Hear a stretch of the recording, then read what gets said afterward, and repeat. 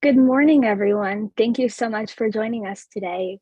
We're really excited to be here for our Cancel Student Debt Voices project. And we're so excited to have you joining us. We have a special guest joining us today, as well as a borrower panel discussion that I'm really looking forward to. I know that Representative Ayanna Pressley will be giving a keynote speech right at the top of the hour, and we are so excited to have her.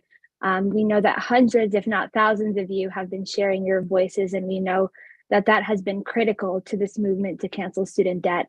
And so I know as a student loan borrower, I'm excited to be here to hear from other folks who, have things to share about how they're being impacted and why it's so important for them to be involved in this movement. I am so excited that folks are here with us this morning. I know it's very early over on the West Coast, so thank you for everyone joining us today. We're going to give it a few more minutes before we kick things off as folks are trickling in. But Cody, what are your thoughts as we kick this thing off today? Well, I'm just thrilled to see that so many folks are still passionate and interested, not only in just sharing their story, but to hear from others and to use all of this to impact our movement and to create change.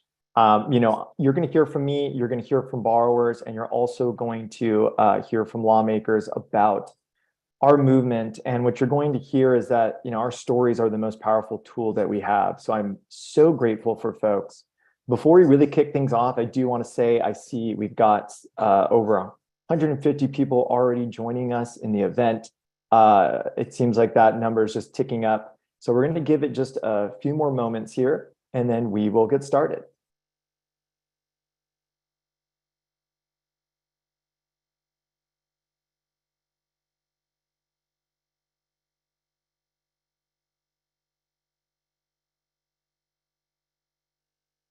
I do want to let folks know, for those that are joining us live, you can chat our attendees here if there's anything you need as far as transcripts or other kind of logistics with the event. Do let us know if our audio is coming in loud and clear. But this is going to be an event that we hope you all take a moment to listen and hear from borrowers and their stories. This event is also going to be streamed live on YouTube. So for those who can't join us live or are calling in, you'll be able to circle back and watch this event later on our YouTube channel. And of course, we're going to be continuing to share our student debt stories on Twitter and Facebook and Instagram to keep this project alive. And our hashtag is very simply #CancelStudentDebt. Great. And I see we've got almost 200 people joined on, and I think it's time for us to get started with the event. So good morning to everyone. Welcome to the Cancel Student Debt Voices event.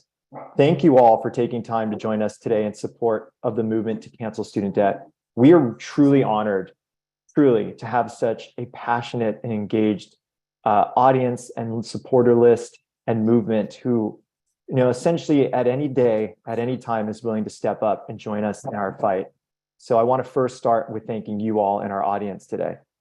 My name is Cody Hunanian. I am thrilled to be one of the hosts for today's event alongside Sabrina Calazans, who is the managing director at the Student Debt Crisis Center. Today's Cancel Student Debt Voices event is hosted by the Student Debt Crisis Center in partnership with the NAACP, the Student Borrower Protection Center, and our friends at Young Invincibles. Together, our groups make up just a small fraction of the giant, enormous coalition of organizations fighting for this critical issue. A little bit about SDCC, the Student Debt Crisis Center. We are a people-powered movement representing over 2 million supporters across the country. Our mission statement is to center the needs and voices of borrowers to impact public policy and end the student debt crisis. That is exactly what we are doing here today. So we are gathered to address the state of the movement to cancel student debt. And I want to give you all just a quick reminder of where we stand. As many of you know, the Biden administration has enacted a historic debt cancellation plan, which would provide much needed relief to millions of us. While this plan is absolutely legal, it faces opposition from those who want to stop us, including most visibly a Supreme Court case attempting to block the plan. Now we have opponents in Congress who are also attempting to use the debt ceiling and other legal maneuvers to leverage our entire economy to block debt relief. That's how desperate they are to slow down our movement. Now, the fight to cancel student debt is not over. We are determined to keep pushing forward until we get the change we need. And to do that, we need your voices. So keep in mind, our opponents, they're looking out for their own interests. They haven't even listened to student loan borrowers, and they're certainly not including their voices in the policies and reforms that they're calling for. That's why it is so important for us to come together, to share our stories, and to remind everyone of the real human cost of this crisis. Now, in just a moment, we're going to hear from one of our great allies, Congresswoman Ayanna Pressley. But before we do, I just want to let you all know why we're here today. The Cancel Student Debt Voices event is an urgent and necessary action to amplify your voices. We have to amplify the voices of those struggling under the weight of student debt to secure the wins and relief that we need. So by being here, by centering the stories of everyday people impacted by debt, we not only expose how out of touch our opponents are and how harmful the consequences of their action are, but we also ensure that everyone understands how powerful debt cancellation is and what a positive impact it would have on the lives of millions of families. So you may be asking yourself, why are these stories so important? Well, let me quickly tell you. When individuals share their experiences, they humanize the issue. They show the real life impact that student debt has on millions of Americans.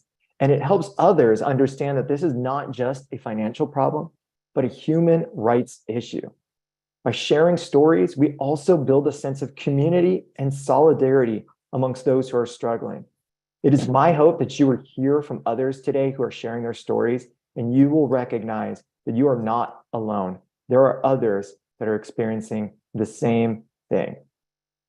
And lastly, sharing stories can also create a sense of urgency and motivate people to take action and advocate for change.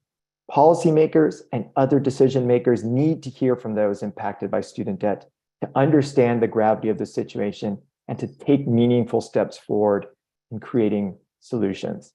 Today's event is more than just a discussion. It is part of our movement to create change. With that, I think it's a great opportunity to transition into introducing our special guest speaker. I believe we have the Congresswoman on the line as we speak. Congresswoman, are you available? Okay, it looks like they're still getting set up, which is great because I wanted to share a little bit more about why we're here today, and we'll go to Congresswoman Pressley here in just a second. Oh, and there she is. Well, with that, I think I'll table my own comments because we all are here to hear from the Congresswoman, and I do have an introduction because it is really a great honor to introduce Congresswoman Ayanna Pressley. Congresswoman Pressley is an advocate, a policymaker, an activist, and a survivor. She represents Massachusetts' 7th Congressional District in the House of Representatives, making her the first woman of color to be elected to Congress from the Commonwealth of Massachusetts. She has led her colleagues in outlining the ways that President Biden can cancel student loan debt. And now she's one of the most important leaders we have in ensuring that he actually gets the job done. The Congresswoman is a firm believer that student debt is a racial equity problem and centers the experiences of borrowers of color in all that she does. I know personally that the Congresswoman is deeply committed to this issue, and it is my great pleasure and honor to have her here to share her voice. Congresswoman, take it away from here. Good morning, all. Thank you, Cody, so much for that really warm introduction. It's great to be in virtual community with all of you. I'm sorry that our time is limited. I'm in the middle of a legislative markup, but it was important to me to be in virtual solidarity with you today. I want to thank all the borrowers who've stepped forward time and again to share your stories. That is burdensome. It takes a psychological toll as well, and has its own unique trauma and shame even at times. And I very much look forward to a day where people do not have to relive or weaponize their trauma in order to compel action from their government. But that being said, in the meantime, I'm very grateful that you have entrusted me with your stories and you have continued to amplify your voices. Again, it is always good to be in community with you, albeit virtually. This is a righteous fight that we have taken on together, and one with which you can always count on me to be a co-conspirator in advancing. So today we're centering the voices of those who have been burdened by an unjust status quo. We're centering their autonomy and agency that has been restrained by mountains of student debt. And we're also centering promise and possibility. We are certainly so much more than the money in our bank account or the balance of our student loans. When we come together to organize, to mobilize, we can dream. And we can speak about what life looks like liberated from the burden of student debt, because that is what keeps us going in this fight. What is on the other side? That vision of true economic justice and of racial justice and of impact. When we begin with the people, the policy is clear, and the people demand and deserve student debt cancellation. This is not charity or benevolence. This is reciprocity. This is befitting our families who have been told that we live in a meritocracy and that education is life's great equalizer, even while the cost of higher ed has increased by 150%, and putting that farther and farther out of reach. This is why we never refer to it as student debt forgiveness, because you don't need to be forgiven anything. You have done, we have done nothing wrong. Without question, student debt cancellation will change lives and it will save lives. I'm not being hyperbolic when I say that. I have heard from many who have struggled with suicide ideation and depression because of this debt. So student debt cancellation will change lives and it will save lives. And that is exactly why President Joe Biden took action. He heeded our calls, the calls of a diverse coalition of borrowers, of civil rights organizations, of union workers and families. And President Biden, with the stroke of a pen and clear legal authority, he responded to that movement, to that coalition, and he canceled student debt. However, spiteful Republican officials and corporate interests across the nation continue to govern from a place of contempt and callousness and perhaps cluelessness too, couldn't leave well enough alone. They know that this policy is transformative of people from every walk of life. And they know that it is popular. And so they are choosing obstruction. I remain firmly on the side of the people. And I fundamentally believe in my bones that the power of the people is always greater. Greater than the people in power, greater than special interests, greater than a broken Supreme Court. We have built a relationship on honesty in this movement, so I need to keep it real. Court knows that President Biden has the legal authority to cancel student debt, and they have a clear and simple choice here: uphold the law, and we can call it a day. However, the court has let us down before. This court has been weaponized before. This court, the Supreme Court, and lower courts, it seems, are active accomplices in the work of obstructing justice, operating as co-conspirators with extremist Republicans. Consequently, the court has torn away our fundamental rights before. Like you, I know what it is to be burdened by student loan debt, to land in default when your family is tripped upon hard economic times. I know the shame you have been carrying, and I'm beyond grateful for each person who has shared their story and helped us to make the case for national student debt cancellation. Let me be clear. Shame that you carry was never yours to carry. The only shame is that this nation has burdened families with this crushing debt for so long. But together we changed that. We pressed the president to act. And each person who mustered the courage to share their story, albeit painful at times, made a fundamental difference. You told your truth, and you made plain the burden and injustice of student debt and the possibility of a nation where families are not burdened by this debt for simply doing as they were told and pursuing an education. So we're not letting up. The other side certainly is not. We will stand behind the president's legal authority. We'll stand up against any bad actors that try to mislead a single borrower out of the relief you demand and deserve. We're talking about 40 million plus people. This is the type of transformative policy that sends ripples forward for generations. And in the end, I do believe, because I will always bet on the power of the people, that we will get the people the relief they demand and deserve, and we will cancel student debt. Thank you. Wow, Congresswoman, thank you so much for joining us again. I'm seeing in our private chats here from our supporters just how grateful they are. And for anyone who doesn't know, the Congresswoman just about 2 months ago today was with us at the People's Rally for student debt cancellation and was on the ground hearing and speaking directly to borrowers. And we're just so grateful that not only are you using your platform, but also giving space to those who want to share their stories with you as well. So thank you so much for being here today. You got it. Take good care. Great. Well, if the Congresswoman can join in between her legislative work to share her story, there's definitely no excuse why we can't share our stories to make a difference. And that's why we are here. I've got just a few more comments, and then I'm going to pass it over to my colleague and a panel of borrowers. But one of the things I wanted to say was that in the last week, we asked our supporters to share their student debt stories with us for the Cancel Student Debt Voices Project.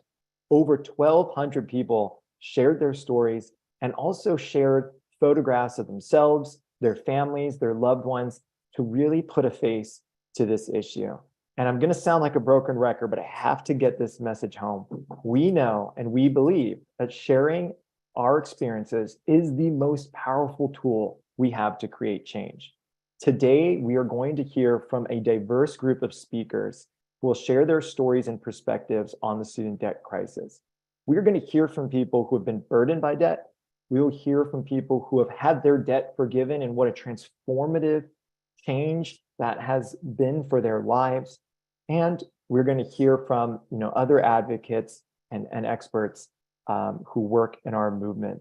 So I just want to thank everyone who has already shared their story, and I want to thank everyone who's here today to speak to others impacted by this issue. With that, I'm going to pass it over to Sabrina Calazan. Sabrina is our managing director here at the Student Debt Crisis Center and probably spends more time speaking directly to student loan borrowers than anyone in this movement. Sabrina, take it away. Thanks, Cody. And again, thank you everyone for joining us. Every time I hear Congresswoman Pressley speak, I feel like I gain so much, insight and knowledge, and I'm just really grateful to have her as an ally in this movement. As Cody said, so many of you have already started sharing your stories, and there are a few stories that really stood out to me as I was going through them. Folks submit their stories. We actually go through all of them, and we make sure that we're listening to borrowers' voices and needs and making sure that they're amplified. And so I just wanted to look at some of them with you all. I saw Randy's story come in, Randy from Oregon, who said that student debt cancellation would mean that he would be able to start his own business, as he should have years ago, or buy a new car versus a used car, or begin traveling and doing things in his adult life that he would have wished that he could have done. There's another story, Frank from Arizona, who stood out to me, and he's an older borrower who's starting to think about retirement, and cancellation would relieve the stress of this burden that not only he has, but that 40 million people across this country has. And he said that he would be able to live a lot better knowing that he could provide for his family. And then another story before we jump right into this borrower panel that I'm really excited for is LaDonna, who has been paying towards her student loan debt for years, since the 1980s. It's been decades and it still has not gone away. And we have heard this from so many folks across the country that they're just paying and paying and nothing is happening to their balance and they're just stuck in this cycle. And it's wrong, it's immoral, it's unjust, and something needs to be done. And we believe that student debt cancellation is what is needed to help so many folks across the country. So we'll get into a few more stories, but I'm just really excited to be joined today by some borrowers who are here to share their stories, to have a discussion on why this is so important to them. And I'm grateful to each one of them, so I'm going to be introducing them. First off, we have Dorian Rogers. As a native resident of Clarksburg, Maryland, Dorian is an educator by day and DoorDasher by night.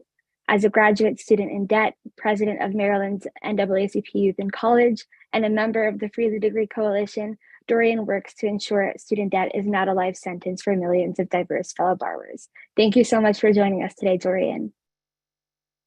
Next up, we have Shayna Hayes, who is a native Northeaster, currently residing in the DC area with her wife.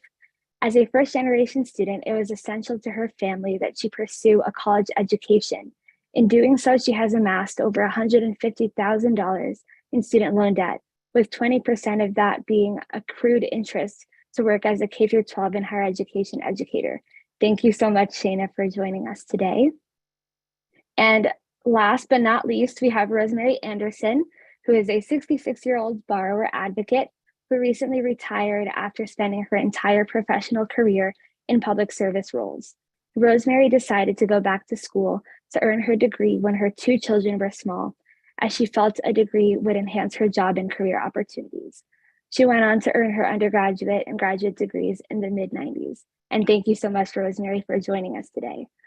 And, I know that I gave a brief interview into all of you and your work within this space and your stories, but I would like to hear directly from each of you. And we'll start off with Dorian about what the impact of student debt has been on your life so far, as well as what the payment pause has meant to you as well. Thank you. And first off, thank you all for putting together such a successful event. When we talk about laying the foundation for the next generation, it's important that we continue to educate, inform, and empower our community. So the work that this coalition does, the work that we all do as like-minded individuals, I'm proud to serve along each and every one of you. So thank you for all the work that you all do. Once again, my name is Dorian Rogers, pronouns he, him, his. And given everything that I do in my life, student debt has always given the illustration of being a life sentence. I feel like in my upbringing, we don't really have conversations about the intersections of financial literacy and using that to process things like student loan debt.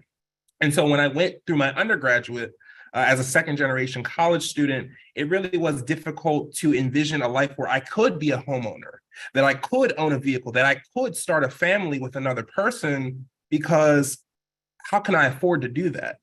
And yes, we can say that it's our economy. Yes, we can say it's inflation. Yes, we can say it's because we have to pull ourselves up by our bootstraps. But how can you pull yourself up by your bootstraps when you don't have boots to begin with? And so given the strain and stress of debt itself, I've really been trying to work between being an educator and being a DoorDasher to save up as much money to even begin to pay off the loans. And yes, it does help with the pause, but it still causes stress. It still causes fatigue, because what happens if you miss a payment? That's more money.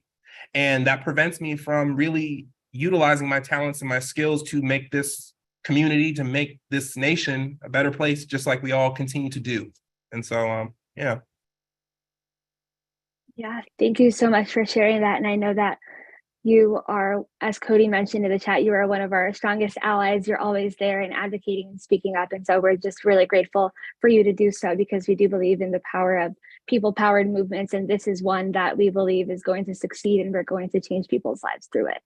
Shayna, why don't you tell us a little bit about the impact on your life? Sure. Thanks, Sabrina. And again, I'll echo Dorian's comments. Super grateful to be here in this opportunity. So thank you all for tuning in to hear a little bit from us. As Sabrina mentioned earlier, my name is Shayna Hayes, and I use she, her pronouns. I am a first-generation college student and a member of the LGBTQ+ community. As Sabrina mentioned, I do have a lovely wife, and we live in the DC area. In terms of my student loan story, I have been on quite the winding path, to put it nicely there. That being said, I will share the largest impact student loans have kind of had on my life was this moment of being a first generation college student, graduated from college as the first person in my immediate family to do so, was this moment of pride and excitement that I truthfully had never felt before in my entire life. And I graduated from undergrad with a teaching high school mathematics degree, so secondary mathematics degree. And then I, signed my first teaching contract a couple of months afterwards. And so I was super grateful to get a job right out of college. And, my mom had that conversation with me around, don't spend more than 30% of your take-home pay on your housing allocations and finances. And that contract that I had signed was for under $30,000. And to me, $30,000 was $1 million because I had only ever made, minimum wage working part-time jobs to get myself through college as well as a high school student.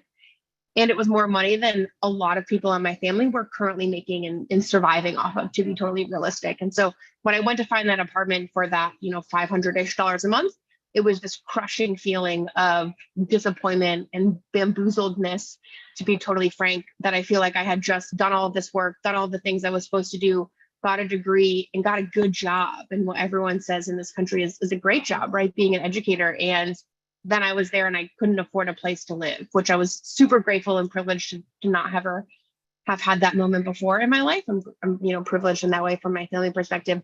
But that was a moment that I will never forget. And through my career in teaching high school math to moving through higher education, it has certainly been a winding journey of how do we do better for students, and student debt cancellation is step one in that process. And then obviously, as a higher education professional, step two is working with our colleges and universities to make sure that we are lowering the cost to attend, because that's also a big kind of part of the process.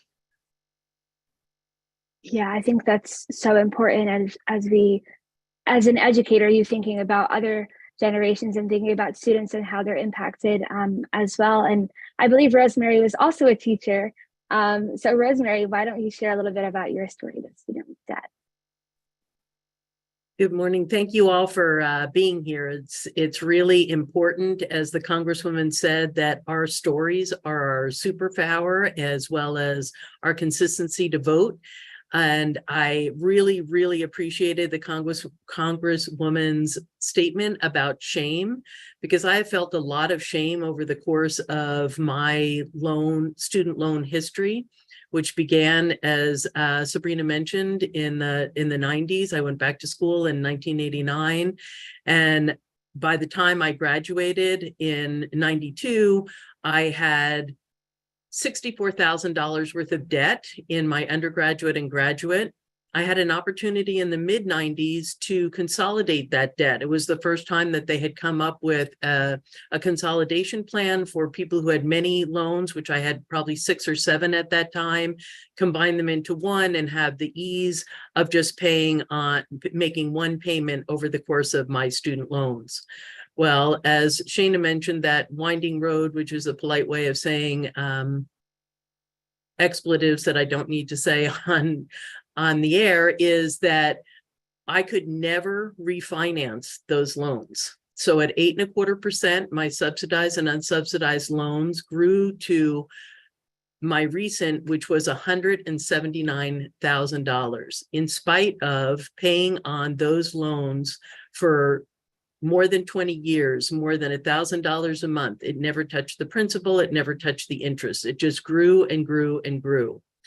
I joined the advocacy piece of the student loan, which I think is so important for all of us to do early on in the game, because it felt good to have at least the shared camaraderie of other borrowers who were feeling the same kind of pain that I was. I was fortunate that I took on that debt when I already had a family, I already had a home. And so the student loan debt didn't count against me per se in terms of my credit, except that as a public servant, and I was not a teacher, although I worked in higher education for 23 years, and I worked in county government for 5, is that I could never default on my student loans or I would lose my job. So many people don't understand that implication of student loan that is supposed to enhance your education, is supposed to enhance your employment opportunities. Because of the positions that I held, should I have defaulted, my employers could have fired me, because it's the idea was that, or is that, if you are in a certain role in public service, that you're more prone to bribery if you have defaulted on loans, and so they can let you go. So that was always one pressure alongside the pressures of that constant change of providers. Did they keep up with all of the payments I've made so far? All of the nightmares that all of you have experienced over the course of your student loans, and feeling punished for having pursued higher education. And no one should feel punished for being educated, and there shouldn't be any shame that is associated at all with education. So that's where I come to you, and I will share later my good news piece of this, which came just a month ago. So thank you very much for having me. Oh, and I did want to mention too, that my two daughters, who are now grown and both college educated, that my student loan debacle helped me to inform them better paths of educating their, or financing, excuse me, their education. And one has successfully paid off all of her loans, and the other is still paying off her loans. So I just wanted to mention that, as well as the importance of people learning from my mistakes or choices that I made that I might have made differently, or things that have gotten better through this advocacy piece that is so important for us to hold on to when we don't feel that there's a lot of hope. Thank you. Yeah, thank you for sharing that. I'm a first generation college student, and I also didn't really know much about student loans, and so I had to navigate that on my own. And even upon graduating, I had to navigate that. I was not told by my servicer the different payment plans that were available to me. I went into forbearance, and so I just started accruing interest right away. And then shortly after, the payment pause began. And so I know that was a lifeline for me. But I think in this work as a younger advocate, one thing that I often hear is, folks say, well, this is a young people problem. Young people are irresponsible, and you should just pay back your debt. And you're the one who took it out. And it's something that I hear all the time. But the truth is that this is an intergenerational issue, and that actually older borrowers are increasing in terms of how much debt they have. There's actually a stat that says student loan balances of borrowers ages 50 and older increased 500% since 2004, with nearly 1/3 being in default. Rosemary, I know that you and I have spoken before, and before you do share your good news, I know that you were worried about retirement and things like that. And so can you just speak to that piece a little bit about what was that fear for you like? Well, the fear was that I have been in a public service loan forgiveness program for as long as it's been available. Unfortunately, the way that the public service loan forgiveness program is structured, that only some of my payments were considered qualifying payments. So if I had not retired at the end of 2020, or actually in March of 2021, I would have had to work full time until I was 85 years old in order to satisfy the amount of payments I had to through the public service loan forgiveness program. When I retired, I had already worked for 50 years. So wow. Looking at another 20 years in public service just to pay down my student debt did not feel good. It didn't seem even realistic. So that piece of it is really important, because there's so many people like our educators of Shayna and Dorian that are helping the community by being educators, that is not necessarily a path to recovery, which is really was paved when that public service loan forgiveness program began with AmeriCorps and many other types of service organizations. And that's something, again, we really need to fight for. But retiring while the pause was still going on meant that the stress of what the repayment restart was going to mean to me, being on a fixed income, was hugely stressful. Because as Dorian mentioned, this has been, that stress I've lived with that as a millstone. I've called it around my neck for as long as I've had those loans, because they grew daily. That bottom line grew daily. No matter how much money I threw at it, that bottom line grew daily. That's insidious. And it's really scary. So when I borrowed that money, I was married, I had a 2-income household, and then I didn't. So the forbearance part, as Sabrina mentioned, is really important for borrowers to understand how much that increases your debt load. And it's like Groundhog Day every day. It never changes except for the loan amount increases. And I think that's important, again, for all of us to be educated as to what those loans mean. And now there's so many more avenues and resources for people to look into before they take on that debt, and to mitigate the shame that we have felt and that stress and burden that we have all felt over the course of our loans.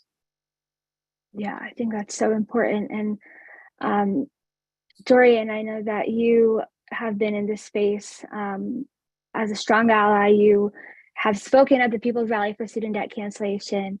You're a part of Free the Degree. You work with Maryland's NAACP. What drives you to really fight for this issue? And just why do you think it's so important for us to continue fighting in this people-powered movement? Because I think being in this space for a shorter amount of time, I know that Natalia and Cody from our organization have been here over a decade, and I'm more recent to this work, but I've learned so much in the past few years, and I wanted to hear what has that been like for you, and why are you such a fierce advocate when it comes to this? So ultimately, in short, it's one word: stubborn. I'm stubborn, and it runs in the family. So, as I said, I'm a second generation college student. My mother is from Philadelphia, and my father is from Richmond, or from North Carolina, I'm sorry, Roxborough. And they both are they served in the military for 20 years to get out of their communities, but to also expand their knowledge, right? And school was the way to do it. Now, my father went to school later, but my mother went to school after she graduated high school. And the reason why it connects to that stubbornness is because we're talking about the intersections of our identities, the intersectionality of student debt. And what drives me is the very thing that drove my mother and my father, what drives my grandmother and my grandfathers, which drives my ancestors. Again, that stubbornness to lay the foundation for the next generation. And so I do this work. I amplify not just for myself, but for people that are also borrowing, not just Black borrowers, not just white borrowers, not just borrowers of various communities, the collective, the intersectional collectiveness of student debt. Because when we're talking about educating, informing, and empowering our communities, that is how we advance our institutions. We advance our society to ensure that everybody is held accountable and to ensure that we are matching actions to our words as a society, especially if we are as developed as we claim as the United States, right? And, it's disappointing because people that are working 2-3 jobs to pay their way through school, just as, it was described, what happens if they miss a payment? That's more money that's being tacked on, and that puts more stress and strain. And again, that's what the intersections of debt. We're not factoring even in mental health. We're not factoring in what's going on in our society. And so the reason why I advocate so hard is because in order for us to advance our democracy, which is supposed to be by the people, for the people, we have to move with the people. And so regardless of one's thought, because as you said, people are saying, oh, why don't you just pay your way off? We all have to do it, pull yourself up by your bootstraps. Well, again, how are we supposed to do that when, again, we're balancing everything that's going on in our society? And so it takes all of us to stand up for one another and to ensure that student debt is not a life sentence, it's a life investment. And debt should not be a barrier if somebody chooses to advance their knowledge in higher education, especially as we're interconnecting the importance of education in advancing our democracy and, quite frankly, our world. I've been doing this since my undergraduate at Salisbury University. I've been doing it now as state president for Youth and College of NAACP, and I continue to do it until my last breath because, again, I want to see a world where student debt is eliminated, period. I do that, period. Agreed.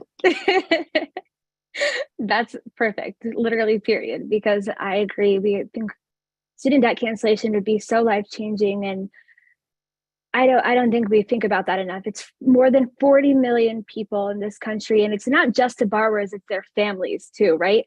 it's their children, it's their parents, it's their spouses, it's their neighbors, their community that are being impacted by all of this. And so I think we have to continue making our voices heard and continue advocating for this. And Sheena, you were also present with us at the People's Rally for student debt cancellation. And so I wanted to see, like, what was your thought on being there on that day? I know we had more than 500 people show up at one point, which is really great. There were so many different organizations, coalitions, there were unions, teachers, students, just so many people who joined us. And so I wanted to see what was your reaction to that, and also what clicked for you to become more involved in this movement. I know that I reached out to you as someone to potentially connect with the reporter, but we're still here. You're still fighting with us, and I'm so grateful for that. And so what clicked for you that lit that fire and makes you continue fighting for this movement?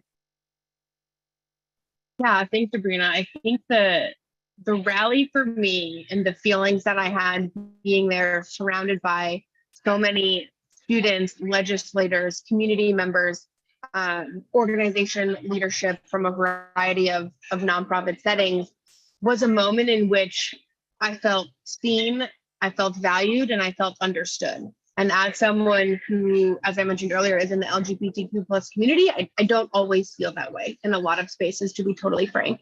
And specific to student debt and all of these things, and I know Congresswoman Pressley mentioned the shame that a lot of folks feel. As someone who comes from a family with varying political beliefs than my own, I will openly, transparently share that it was one of the first times that I felt like I was genuinely with people who understood some of my struggles and valued my presence and also appreciated my voice. And so I was super grateful to have that opportunity, and then, you know, to continue having these opportunities here with you and Cody and Natalia and everyone here at the, you know, Student Debt Crisis Center. And I think for me, having my own personal story and seeing some of the impact that not only the overall student debt accrual process has on someone's life, but also being a human who suffered a traumatic brain injury in 2016 and was unable to pay my student loans for a few months.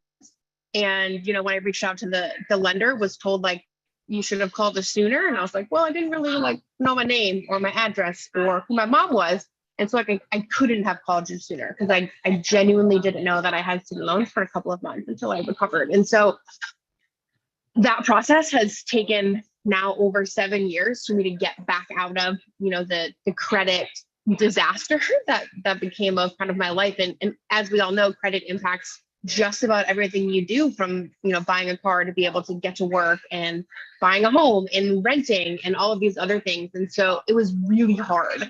Not only financially, but obviously, you know, mental health wise on some of those things. And so I will also just share that as someone that's worked in higher education, I know what that impact is like after the fact. And so I also have just some ethical conversations and a lot of uncertainty around just the rising cost of college in general. And I think there's definitely more to be done in terms of holding institutions accountable for some of those pieces. And I've been on both sides of the equation in terms of kind of being, you know, one of those folks that's encouraging students to come and further their career. But also I'm grateful to have worked for, you know, an institution that has, you know, paused tuition increases, et cetera, et cetera. And so I think it's a joint effort, and being amongst folks that are similarly fighting the fight is really inspiring to me. And so I'm really grateful for these opportunities, and also to be able to meet like-minded folks and, you know, continue doing what we can, and make sure that the people in Congress, as well as other political leaders, do hear us, and know that we are certainly not going away, regardless of, you know, what the upcoming districts are. For sure. And I think that's what sticks out to me about this movement, is that it's so inclusive, and it really speaks to so many people across the country. And we really just want to make sure that everyone is represented and heard in all of this. And so I also really appreciate that. But I do want to get to Rosemary, who does have her good news story to share with us. And I hope that it serves as inspiration for everyone on what life can be like without student debt. So Rosemary, I'm going to kick it off to you.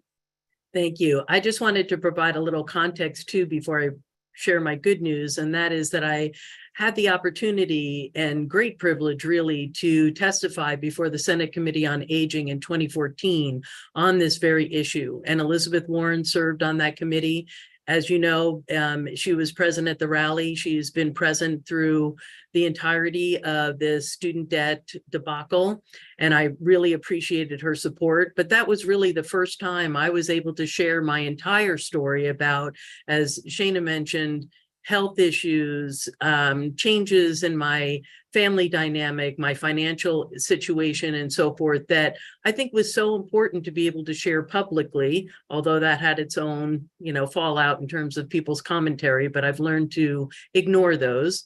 But it's important because people's lives change daily. And to not be able to factor in some of those big life events like a traumatic brain injury, like a big health scare, a divorce, loss of job, all those kinds of things is really shameful on the student loan institutions that lend that money out to us as borrowers, because it's never factored in. We saw banks and auto industries and many other types of industry being bailed out for failures in their economic structure or planning, and yet here we are as student loan borrowers still living with our debt. So I have been an advocate, as Sabrina mentioned, for many years, even though all of the things that have come up till now would never have benefited me personally. $10,000 would not have drawn down my debt significantly. It wouldn't have changed my life appreciably, really, in any way. But like Dorian, I come from a long line of family members who believe that you need to speak up and advocate for things that are for the good of everybody, not just if you individually are going to benefit from that. So that's why I have been involved in the movement, and I will continue to be involved with the movement. Back to my good news story. So the public service loan forgiveness, as I mentioned, been part of that program for as long as it's been around. I would have had to work till I was 85 to make all of the payments full time. Well, I was actually asked to interview for CNN before the rally in Washington, D.C. And I was getting ready to be interviewed then on camera the following day. And in the meantime, I get a letter in the mail from Mohila saying that my student loan debt has been forgiven. Of course, I didn't believe it. And so it took me about 45 minutes to find a person. I immediately sent it to Natalia and Sabrina and said, does this look legitimate? Could this even be true? So what happened was the public service loan forgiveness had a waiver program that began in October of 2021, and it ended in 2022. I've always done everything that I thought was available to me, and even if I didn't think it was going to make a difference. So I submitted all of my employment history through that waiver program. And as a result, because of my entire career being in public service, my debt was forgiven through that public service loan forgiveness program. So my $64,000 original debt that was forgiven at $179,000 in March meant that, I still get emotional thinking about it. That millstone has been removed from around my neck, that I no longer am looking into the next however long I'm privileged to live at 66, could be 30 more years, could be less, that I was going to be saddled with that student debt for the rest of my entire natural life. I can't even express what it means to me that was available to me, and that I sit before you today as a person who's now in New Jersey taking care of my 97-year-old dad. It means that all the times that I have come back to care for him, because I live in California, is less of a financial burden on me to be able to do that for him and for my siblings. And it just means that I don't have the same worry come September if the Supreme Court decision does not go our way, which I just pray that will never happen, and that we are moving forward with the elimination of student loan debt and encouraging people to still pursue higher education. We're looking at enrollments that are diminishing and schools that are closing because people are making choices not to go to college. What is all of our future like if people choose not to be educated because of the financial burden? So that's where I come from. My good news, why I will always continue in the advocacy and the fight for all, even though I do have this happy ending at almost 67 years old. It's huge. But just to encourage all of you that there is hope. I never dreamed that there would be a solution to my particular piece of the puzzle. And I sit before you today saying that it is possible. I think that is such a great story, and congratulations for having your debt canceled. I know it took way too long, but I'm so happy for you. I remember you had emailed Natalia and I saw that email come in and I was like, oh my gosh, I can't believe this is happening. And Natalia and I cried because we were just so excited for you. And I think we want everyone to feel that, right? Like it shouldn't have to be a waiver for people to get their debt canceled. They shouldn't have that debt to begin with. They should be able to go to college for free or at an affordable cost and be able to seek the degrees that they want. Because so many degrees nowadays are a prerequisite to get into a good job. And so we know that canceling student debt is life-changing. It was for you. It's been for so many other folks who received this PSLF. And we're going to keep fighting so that everyone is able to benefit from this. We all do better when we all do better. And so I think we're going to continue fighting for this for sure. I want to thank Rosemary, Shayna, and Dorian for coming on today, for sharing your stories, not just today, but every time that you do. It really does make a difference when people hear everything that you're doing, everything that you've been through. And we need to say enough is enough. We need to change. Things need to change, and we need a better future, not just for us, but for the next generations to come. So I just want to thank you again for joining me today. But stick around because we have some special guests coming soon. Right at the end. But before I transition it over to Cody, I do want to go through two more stories that were shared with us through this Cancel Student Debt Voices project. One of them is from Leslie in Tennessee, who said, cancellation would give me a chance to breathe with no worries, a chance to feel like I'll be able to conquer more and be a better provider for my family. It's hard now choosing between purchasing everyday necessities or paying your car note. I'm in debt that costs more than a house and a vehicle combined. Eliminating student loan debt for me and others like me truly can help change our lives. And the final story that I'm going to be sharing is from Jamie in New York, who said, my family would be able to purchase a home, pay off credit card debt accrued trying to afford basic necessities, build up an emergency fund, save for retirement and my children's education. I would also have more time to spend with my children. I have a master's degree and have to work 2 jobs to barely make ends meet. It does not leave much time for family. Student loan debt is a major detriment to my family's financial situation and my mental health. This should not be the case. No one should have to work 2 jobs to be able to pay off their student debt and their basic needs. No one should have to spend time away from family and have to work multiple jobs and be overwhelmed and struggle with their mental health because of student loan debt. It is immoral, it's wrong, and it shouldn't be the case. We have to continue fighting for student debt cancellation. And it's because of folks like Jamie, like Dorian, like Shayna, and like Rosemary who are sharing their stories. And so many of you in the chat as well. Thank you so much for sharing your stories. It really does make a difference to know that we're all in this together, that we're all fighting for one another, for our families, for our neighbors, for our communities, and for everyone across this country. So thank you again for hearing our discussion, hearing, from these borrowers. I think it's so important. And I always learn so much and take so much away from all of this. So thank you to everyone. And I'm going to toss it back to Cody. Yeah, well, I do want to thank the borrowers that shared their stories, Shayna, Rosemary, Dorian. It takes a lot of courage to come out and share your story, to do so publicly, to put your name on it. There's still a ton of stigma, and someone said the word shame about our issue, but it's very important to us at the Student Debt Crisis Center that we use stories to dismantle that stigma, to get past it, and actually to empower borrowers and to define them as contributing members of our society who've done everything right in most instances. So I just want to thank them for that. We do have a special guest who's going to be joining us in just a few minutes. As we were on this call, literally in real time, Senate Majority Leader Chuck Schumer's team contacted me to let me know that he would like to join to share some words as well.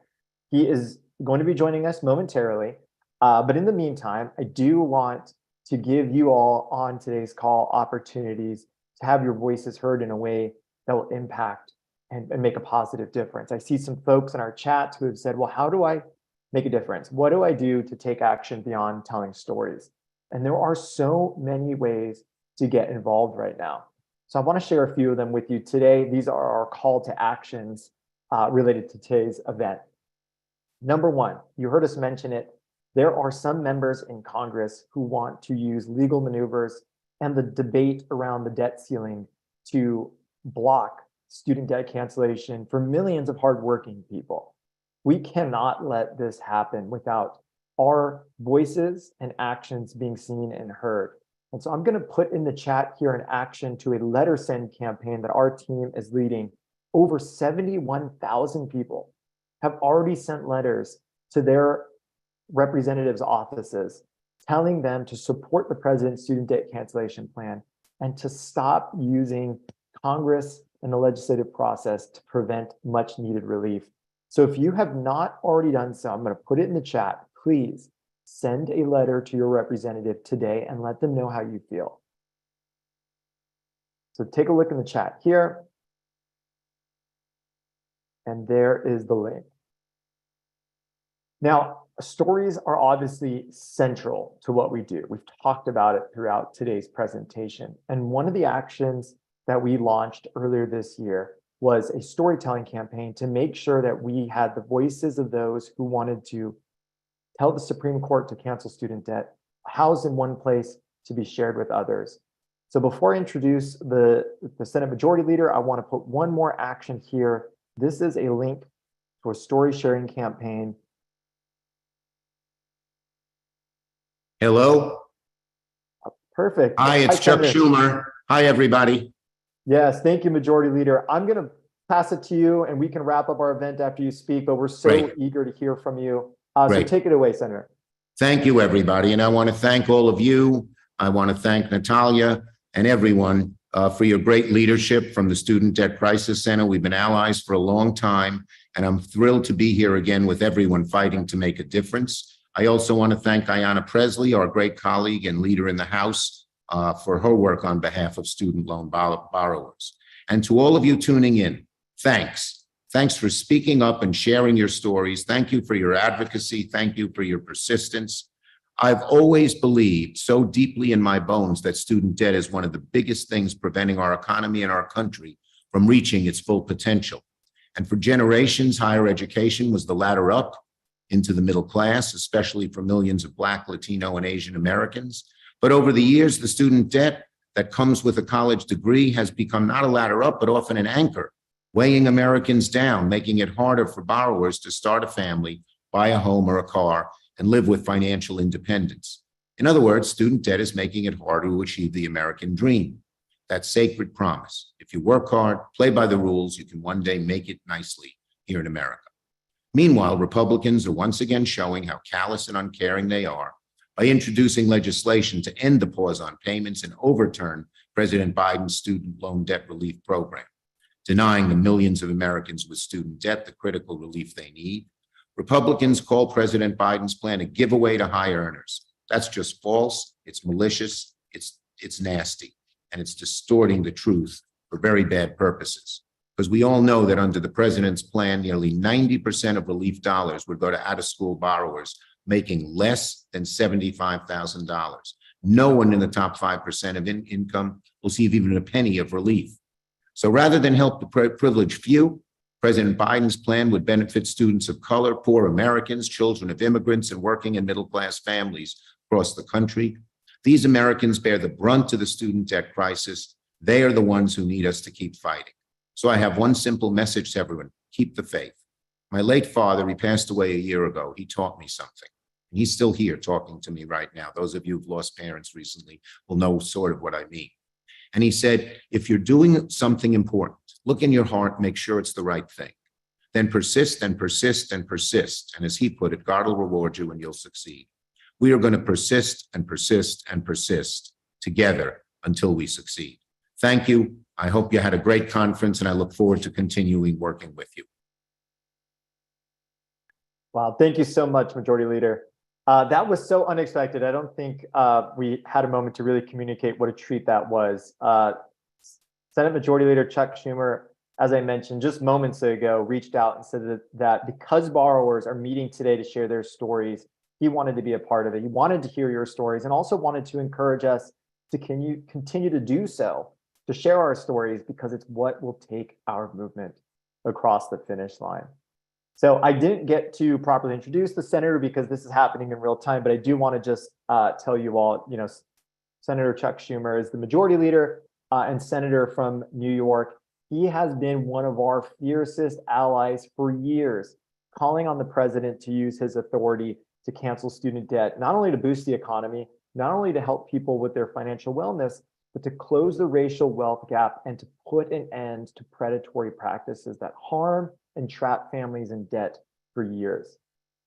Leader Schumer has been leading dozens of lawmakers in Congress in signing resolutions, preparing letters, and doing everything that they can to make sure that the president uses his authority to cancel student loan debt. And we are so grateful that he was able to join us today, even if it was in the last minute and unexpected. It makes it even more special. So thank you so much to the senator.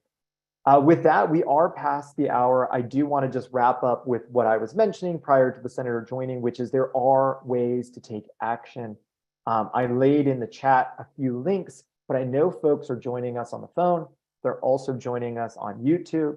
So I want to remind people, if you want to be part of our movement to cancel student debt, to pass common sense reform, to uplift borrower stories, to do all the work that we do beyond just canceling student debt, but the whole holistic movement, visit our website. It's www.studentdebtcrisis.org. And also go online on social media and follow us at debtcrisis.org across all of the major platforms. We are sharing updates in real time. We are breaking news. We are sharing stories. And I feel we are really trying to do what we can to make sure that our supporters, borrowers, and allies are truly informed as soon as possible and have everything they need to know information-wise to empower themselves. So that's all I have to say with today's event. Sabrina, I don't know if you have any closing comments regarding the borrower stories and your work doing outreach with borrowers, but if you have any closing thoughts, please jump in.